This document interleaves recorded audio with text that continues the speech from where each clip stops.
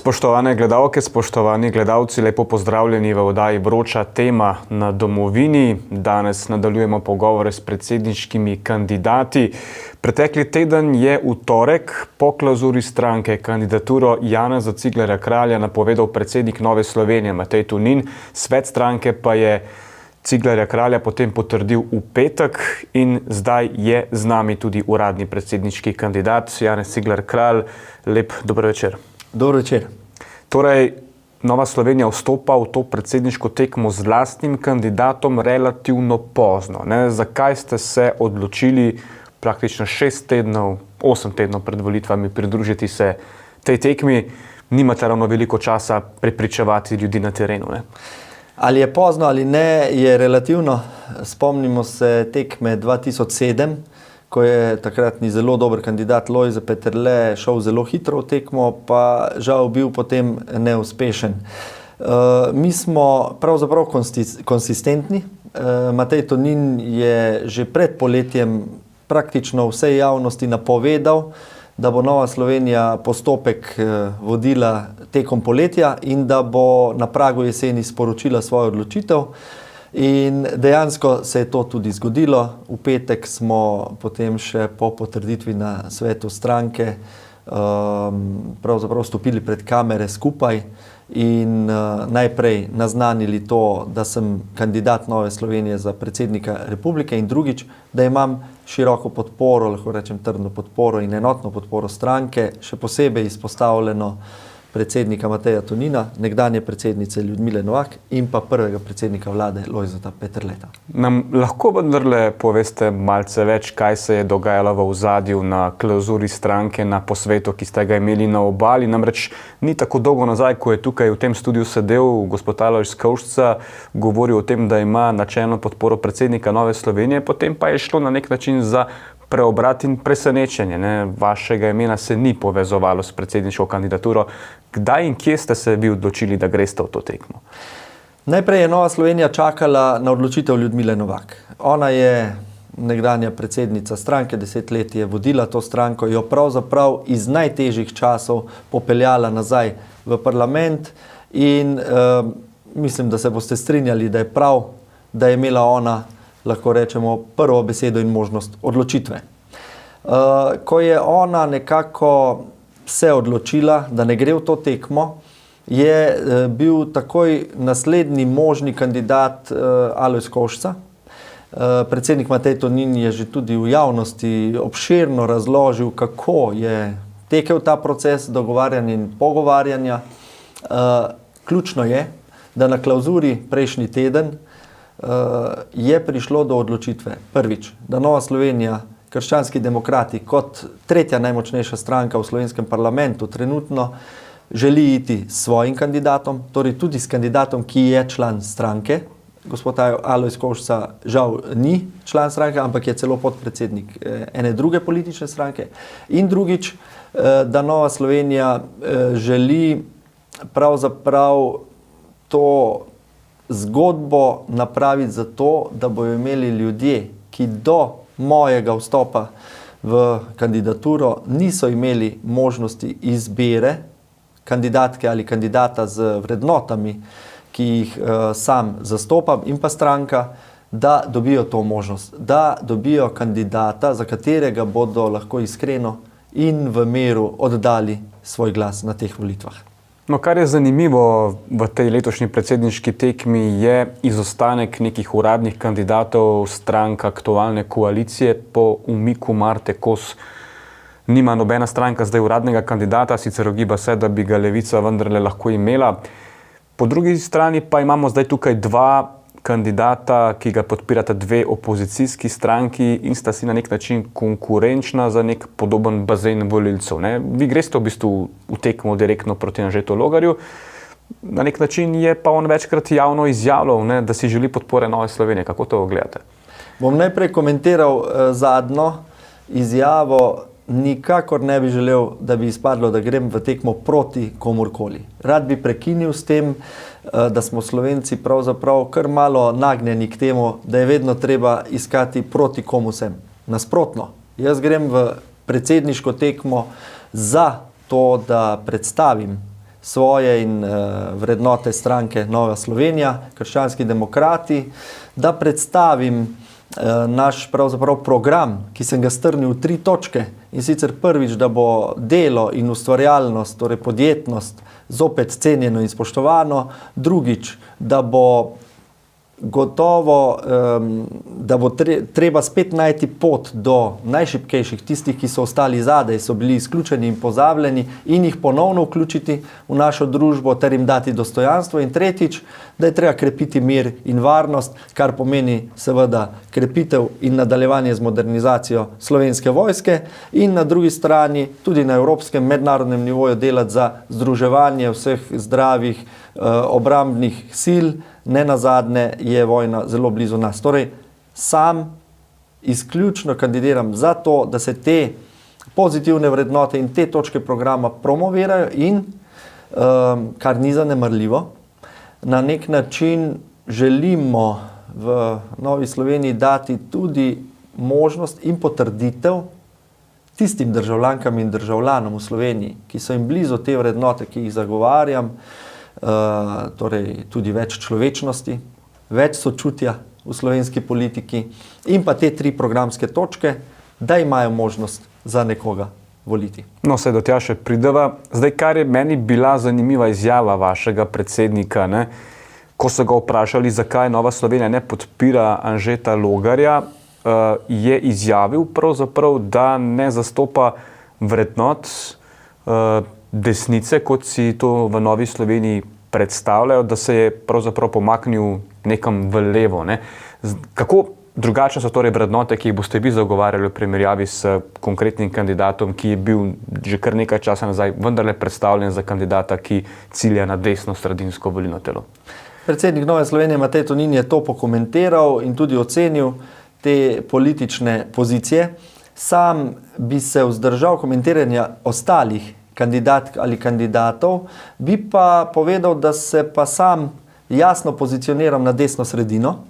Ljudje so me v preteklih 2 letih in pol, tudi kot ministra za delo, dobro spoznali, vedo, kaj so moje vrednote in kako jih živim, vedo tudi, upam, in to bom poskušal tudi v tej predsedniški tekmi predstaviti, vedo tudi, da ravno zaradi mojih vrednot, zaradi tega, ker verujem v Boga, sem dejaven, aktiven kristjan, lahko bolje razumem in morda še bolje sprejemam vse, tudi tiste, ki drugače mislijo. Predvsem pa sem tudi kandidat, ki ne beži od svoje identitete. Če imaš ti svojo identiteto močno, lahko potem bolje in bolj sprejemaš in spoštuješ drugačne in iščeš skupno pot naprej. Mislim, da je čas za predsednika, ki ne beži od svojih vrednot, za desnosredinskega predsednika, ki je jasno utemeljen v teh univerzalnih, tisočletnih vrednotah, in še nekaj, to ni nepomembno, mi ni nerodno tudi povedati, da je prejšnja vlada, v kateri je bila Nova Slovenija tudi zelo močan del ekipe, da je naredila ogromno dobrega. In rad bi s tem, kar sem in takšen kot sem, nagovoril ljudi in verjamem, da nam bo to skupaj tudi uspelo. Poglejte, ker ste uradni kandidat stranke Krščanske demokracije, se ne boste mogli v tej predsedniški tekmi izogniti nekaterim stereotipnim vprašanjem. Ne? Mislim, da so tudi osrednji mediji s tem že začeli, kar sem gledal vaš prvi nastop, pa me zanima, ne? Kako gledate na te očitke, da ste nasprotnik splava? Ne? To je v Sloveniji tabu tema, kot je tudi recimo ta trenutek v Združenih državah Amerike. Kako je torej s tem? Najprej, to je izjemno, lahko rečemo, intimna tema. Drugič bi rekel, da sem sam predvsem pristaš ali pa lahko rečem nosilec vrednote življenja. Torej, življenje je zame osebno največja vrednota. Tretjič, kot oseba in kot politik pa se zavedam realnosti, to pomeni, da obstaja ustavni konsens glede tega vprašanja v Sloveniji in v njegovem okviru lahko živim in izražam svoje vrednote. Gotovo pa v idealnih razmerah bi si želeli, da splavov ni, da nobena ženska ne pride v to stisko, ko bi se morala odločati glede nadaljevanja svoje nosečnosti. V realnem svetu so razmere veliko bolj težke, je velikokrat tudi boj, je premalo prisotnosti tudi očetov, če hočete, ki bi morali biti svojim partnerkam, ženam v podporo, in potem prevečkrat te ženske ostanejo same. To se ne sme dogajati in to je moja vrednota. Vaša stranka vsako leto da podporo tako imenovanim shodom za življenje. Zdaj v medijih so pogosto takšni shodi označeni kot protesti in zahteve po ukinitvi splava in tako naprej. Kje je zdaj ta resnica, kje je razlika, kakšna je razlika med shodom za življenje in zavzemanjem za prepoved splava? Zdaj najprej bi se mogla midva ali pa širša javnost vprašati, kaj si želimo, če vprašamo večino ljudi, večino Slovenk in Slovencev. Jaz verjamem, da si vsi skupaj želimo, da je splavov čim manj, ne čim več. Torej, čim manj splavov, čim manj tistih stisk, o katerih sva malo prej govorila. Če pa greva na te shode za življenje, ja, jaz gledam izrazito pozitivno na vse dejavnosti civilne družbe, ki lahko opozarjajo na kakršnikoli problem, težavo, izziv naše družbe. In če so shodi za življenje, jaz mislim, da je dobro, da se izrazi tudi pripadnost nekaterim vrednotam. Slovenci smo malo nagnjeni k temu, da iščemo proti čemu je kdo, ampak jaz bi opozoril na drug vidik. Različnost je normalna. Različnost je pravzaprav zaželjena in nas bogati, omogoča celo naš napredek in razvoj. Dobro je, da smo različni, ampak ni pa potrebno, da smo zaradi tega, ker smo različni, ker različno mislimo, verjamemo, delamo, nosimo različne vrednote, tudi razdeljeni. Mislim, da nas lahko ta različnost pripelje tudi do boljše prihodnosti. Ni tako dolgo nazaj, ko ste javnost razburili z eno izjavo po odločitvi Ustavnega sodišča, gre se seveda za posvojitev otrok strani istospolnih oseb, da se boste proti tem borili z vsemi pravnimi sredstvi. Kaj ste s tem pravzaprav mislili? Da ne spoštujete ustavne odločbe? Najprej, izjava je bila izrečena v kontekstu parlamentarnih pristojnosti. To izjavo sem dal kot parlamentarec in mišljena bila v tem kontekstu. Drugič, čisto prav in dobro je, da si vsak v Sloveniji in pravzaprav na svetu izbira način življenja. To, kako bo živel, v kakšnih partnerskih skupnostih, v kakšnih družinskih skupnosti, to mora biti svobodno in je normalno, da je tako. Tretjič, sam osebno in v Novi Sloveniji pa verjamemo, da pri vprašanju možnosti posvojitve otrok v istospolne partnerske skupnosti moramo gledati in izhajati iz največje koristi otroka. In največja korist otroka je po vseh strokovnih in zgodovinskih izkušnjah to, da odrašča v skupnosti, kjer sta mama in oče. Noben še tako dober oče ne more nadomestiti mame in nobena še tako dobra mama ne more nadomestiti očeta. Najbolj optimalna skupnost za življenje otroka je družina, kjer sta prisotna oče in mama. In to je naše izhodišče pri tej temi. Ampak kako se boste borili proti temu z vsemi pravnimi sredstvi? Poglejte, če mi bojo ljudje zaupali odgovornost predsednika republike, niti ne bom imel pristojnosti o tem odločati. To je izključno parlamentarna pristojnost. Nova Slovenija pa ima vizijo in lahko rečemo tudi načrt, kako bi lahko v tem, lahko rečemo v tej realnosti, ko bo, če bo sprejet družinski zakonik v tej spremenjeni verziji, dala možnost, da nihče ni prisiljen v nekaj, kar je proti njegovi vesti. Torej, mislim, da se razmišlja tudi o možnosti ureditve ugovora vesti za zaposlene na centrih za socialno delo, ki bojo o tem pač odločali. Kako pa gledate na to, omenjali se družinski zakonik, ljudje so izrazili svojo voljo, zdaj ta volja ni spoštovana. Kako na to gledate? Ja, na to se pa zelo strinjam. Opozoril sem tudi kot parlamentarec vlado in pristojne, da ni dobro tako brez javne razprave, po skrajšanem postopku, izpustiti zelo pomembne javne razprave o tako pomembni in temeljni temi ali pa spremembi družinskega zakonika. Mislim, da nisem edini in še enkrat menim, da je to lahko slaba poteza, ki se ne bo, lahko rečem, dobro obnesla v našem sistemu, ki vseeno bi moral še enkrat gledati na največjo korist otrok, torej da otrok potrebuje odraščanje v skupnosti, v družini, kjer sta oče in mati. Dobri 3 meseci so minili, odkar se je zaključila tista vlada, v kateri ste tudi vi sodelovali kot minister za delo, socialne zadeve, družino, enake možnosti. Ko zdaj gledate na ukrepe Golobove vlade, ki so bili vsaj v prvih 3 mesecih, tako se je zdelo, izrazito politični, najprej se je šlo v spreminjanje zakonodaje na področju RTV-ja, jasno, tudi sprejeli so zakon, ki bi nekako odpravil škodljive posledice prejšnje vlade, eden izmed teh. Odpravili so ukrepe tudi na področju, lahko rečeva, davčne zakonodaje, za katero si je Nova Slovenija zelo prizadevala. Kako gledate na to? Po 100 dneh bi dal eno oceno ne preveč dobro. Torej, vladna ekipa, Golobova vladna ekipa deluje neprepričljivo, tudi malo raztreseno. Vzamejo si preveč časa za pripravo ukrepov. Lahko bi tudi rekel, da v teh prvih 100 dneh so se ukvarjali z vsem drugim, samo s tem, kar bi bilo nujno in potrebno za Slovenijo, ne.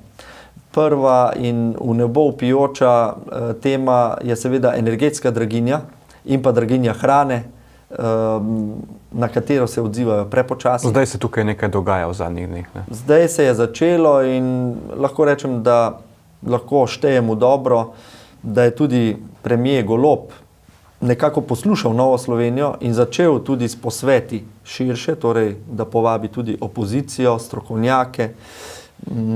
Vseeno pa traja predolgo, da pridejo ti ukrepi na plano in še nekaj, nezadostni so. Jaz mislim, da je pomanjkanje predhodnega posveta z gospodarstvom, s podjetništvom, z obrtniki in rezultat je veliko nezadovoljstvo le teh.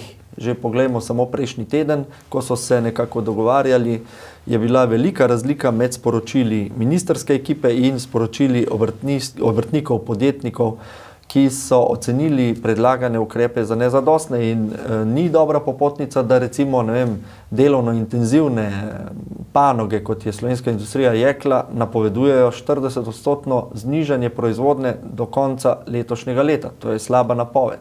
Če nadaljujem, izjemno sem zaskrbljen nad potezo Golobove vlade, da je ustavila izvajanje zakona o dolgotrajni oskrbi. Tu je šla direktno proti najšibkejšim in njihovim družinam. Starostniki si zaslužijo dostojno starost. 40 let so delali, postavili, prispevali k družbi, sedaj na starost pa se bojijo za svojo eksistenco, plačujejo visoke zneske in plačilo doma za starejše je pravzaprav veliko finančno breme za družine ali pa za te starejše, ki to plačujejo. Zakon o dolgotrajni oskrbi bi jih razbremenil, bi pomagal, šel nasproti, ampak lobiji, ki že 15 let blokirajo sprejem tega zakona, lahko samo ugibamo, zakaj, so zopet uspeli ustaviti izvajanje. Da ne govorim o obljubi v 30 dneh do specialista v zdravstvu, razmere so kritične, alarmantne, zdaj že ne samo mladi zdravniki, ampak praktično vsi zdravniki govorijo o tem, da dolgo več ne bojo zmogli, predvsem primarna raven. In tu vidimo kar nekaj pomanjkljivosti, to je slaba priprava na težko leto 2023, ki se napoveduje. Ja, saj ste povedali veliko zanimivega, osnovno vprašanje pa je bilo kako gledate na to, da ste bili 2 leti v vladi, da ste imeli mandat, da ste se trudili nekatere stvari spremeniti, jih spremenili, potem pa pride nekdo za vami in sprejme zakon, s katerimi se izničijo vsi vaši ukrepi. Kako gledate na to? To je nekaj, kar v slovenski politiki doslej nismo videli. Ja, in je tudi zelo nevaren precedens, kajti lahko bi vodil k temu, da bi iz nekega vzgiba, maščevanja, vsaka naslednja vlada z nekimi omnibus zakoni odpravljala rešitve prejšnje vlade. Pridemo v eno nesmiselno pozicijo, ki lahko tudi prepreči nek razvoj naše države, tako da na to gledam jaz osebno in pa Nova Slovenija izjemno kritično in zavrnilno. Ta zakon o odpravi ukrepov prejšnje vlade je nonsens in je škodljiv in je treba z vsemi sredstvi ga zavrniti. Zdaj, bili ste precej kritični do nekaterih ukrepov in potez Golobove vlade, ampak ne pojenjajo pa govorice v zadnjih tednih, mesecih, da pa Nova Slovenija je na neki točki v prihodnje pripravljena tudi vstopiti v to vlado. Kako mi na to gledate? To so govorice. Dejstvo je, da žal je bil Robert Golob prvi premier, ki Nove Slovenije oziroma predsednika niti na kavo ni povabil po volitvah. To je slaba popotnica. Ampak dejal je, na jeseni bi se lahko to spremenilo. To bomo videli, ne vemo še nič v zvezi s tem. Na drugi strani pa seveda je Nova Slovenija povedala in mislim, da je bilo tudi v javnosti dobro predstavljeno, da smo pa pripravljeni sodelovati pri pripravi in sprejemu nekaterih ukrepov v dobro Slovenije, ki potrebujejo ustavno večino. Vlada Roberta Goloba te ustavne večine nima. In če bi bili ti ukrepi pripravljeni tudi v skladu z našim programom in če bi Nova Slovenija ocenila, da so primerni in v dobro vseh ljudi, bi jih bila pripravljena tudi podpreti in zagotoviti ustavno večino. Ena takih zadev je recimo postopek imenovanja vlade, ki ga je potrebno razbremeniti in pohitriti. Druga je na primer imenovanje sodnikov, pristojnost imenovanja sodnikov. In pa tretja stvar je pa ustanovitev pokrajin. Pokrajine potrebujemo, zato da bo lahko Slovenija, lahko rečem, na polno zadihala, zaživela in zato, ker nekateri projekti izrazito presegajo recimo možnosti in finančne, predvsem možnosti kapacitete občin, hkrati pa ni potrebno, da se z njimi ukvarja država ali vlada na državni ravni, ampak bi lahko regije na nekaterih področjih dobro prevzele naloge. Dejali ste v svoji petkovi izjavi, da si želite v predsedniško funkcijo vnesti več sočutnosti in človečnosti. Je to nekaj, kar je manjkalo Borutu Pahorju? Borut Pahor je bil izjemen predsednik. Rad bi se mu zahvalil in ga, lahko rečem, pohvalil v tem, da je uspel dati občutek, vsaj po mojem mnenju, vsaki državljanki in državljanu Slovenije, da je naš predsednik. Ne glede na to, ali se vrednotno strinjava ali ne. In tu je opravil veliko delo. Zelo si je prizadeval za spravo in povezovanje slovenskega naroda in tudi dobro predstavljal Slovenijo navzven. Lahko pa rečem, da mi marsikdo prizna in pove, da je človečnost in sočutje moja močna točka. Nenazadnje sem v preteklih 2 letih in pol kot minister za delo in socialne zadeve predvsem obiskal res veliko domov za starejše, centrov za socialno delo, tudi civilno-družbenih organizacij. Večina teh se ukvarja z najranljivejšimi. In sam sem še bolj začutil, kako pomembno je, da se te najranljivejše, ki ne zmorejo sami zase poskrbeti, vključi v našo družbo. Po mojem mnenju se moč družbe in njena uspešnost meri po tem, kakšen je njen odnos do najranljivejših. In lahko rečem, da tu prinašam, verjetno sem tu malo drugačen od aktualnega predsednika. Meni ta človečnost, toplina, sočutje pomeni zelo veliko in res bi rad več tega pripeljal tudi v slovensko politiko. Omenjali ste tudi to, da si želite, da bi predsedniška funkcija imela neka večja pooblastila, mislim, da na področju imenovanja sodnikov. Kaj si še želite? Ja, dejansko tudi v Novi Sloveniji lahko rečem, mislimo našo ustavo, mislimo prihodnost naše države in smo nekako stalno v iskanju poti naprej.